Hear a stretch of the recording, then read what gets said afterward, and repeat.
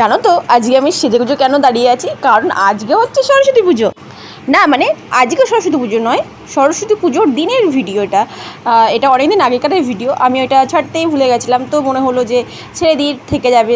তো চলো, এই দেখো, এটা হচ্ছে আমাদের ঠাকুর। আর এই পুজোটা জানো তো আমরা মেয়েরা মিলে শুরু করেছিলাম।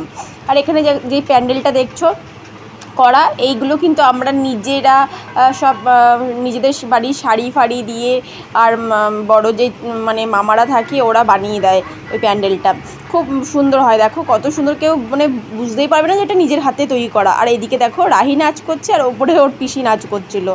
তো পুজোর দিনগুলো কিন্তু আমাদের খুব আনন্দ। তারপরে আজকে চলে এসছে পুজোর পরে আমাদের খেলাধুলো সমস্ত কিছু হয়। আজকে হচ্ছে আমরা দেখো চলে এসেছি ঠাকুর নিয়ে বিসর্জন করতে, কারণ আজকে বিসর্জনের দিন।